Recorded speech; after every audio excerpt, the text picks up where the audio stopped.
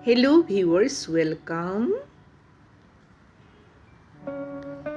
আজি গৰমত এয়া মই বৰলীয়া মাছ লৈ আহিলো লগতে এটা গন্ধৰাজ নেমু লৈছো এয়া তিয়হো লৈ আহিছো দে বজাৰৰ পৰা কিন্তু তিনটা তিয়হ নিদু এটা তিয়হৰেহে মই এই জুলখন বনাম তাতে দিব লাগিব এয়া মান ধনিয়া একেবাৰে অসমীয়াৰ সাধাৰণ তৰকাৰী এখন কেনেকুৱা যে গৰম পৰিছে বাপৰে টেঙা জুলৰ অবিহনে অন্য তৰকাৰী খাবলৈ মনেই নাযায় নহয় জানো এখন কিন্তু তৰকাৰী খালে গাটো একেবাৰে হাত পৰি যাব জানে গোটেই তিহুটোৰ পৰা ভালদৰে এনেকৈ বাকলি গুচাই ল'ব লাগিব এতিয়া এখন গেটাৰে মিহি মিহিকৈ এনেকৈ ৰুকি ল'ব লাগিব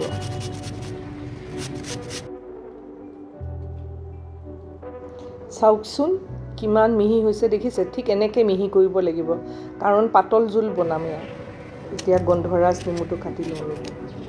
কি ধুনীয়া গোন্ধাইছে চাওকচোন কিন্তু এয়া পেটৰ ভিতৰৰ গুটিবোৰ পেলাই দিব লাগিব দেই এতিয়া কেৰাহী এখন বহাই দিলোঁ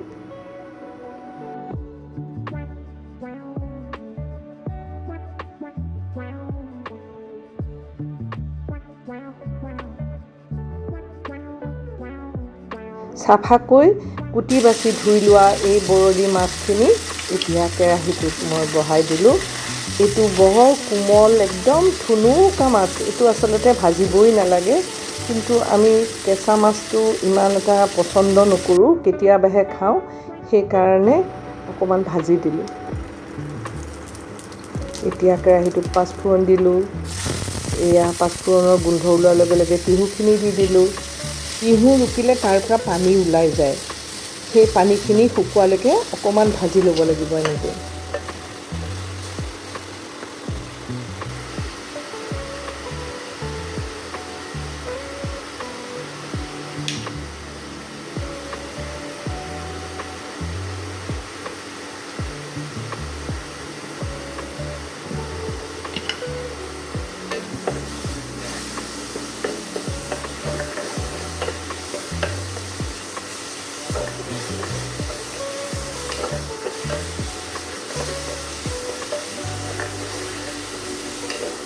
ইয়াতকৈ আৰু বেছি পানী শুকাবলৈ দিব নালাগে এতিয়া আন্দাজ অনুসৰি পানী দিলোঁ এতিয়া বকবককৈ উতলি থকা তৰকাৰীখনৰ ওপৰত ভাজি থোৱা মাছখিনি দি উতলিবলৈ দিছোঁ এটা সৰু তিহুৰে আচলতে এনেকৈ দুজন মানুহে খাব পৰাকৈহে এখন পাতলীয়া জোল হয় দুজন বা অধিক মানুহৰ বাবে ৰান্ধিবৰ বাবে এনেকুৱা সৰু সৰু তিহু দুটা তিনিটামান ল'বই লাগিব আপোনালোকে এই ভিডিঅ'টো চাই নিশ্চয় আন্দাজ এটা হ'বই গন্ধৰাজ নেমু এফাল দি দিলোঁ এফাল নেমুতকৈ আপোনালোকে বেছি নেমু ৰস নিদিব নেমুটো দি অকণমান উতলাই এতিয়া তাতে মই কি কৰিব লাগিব মান ধনিয়াটো দি দিব লাগিব এয়া মান ধনিয়া দিলোঁ আৰু অকণমান উতলা হওক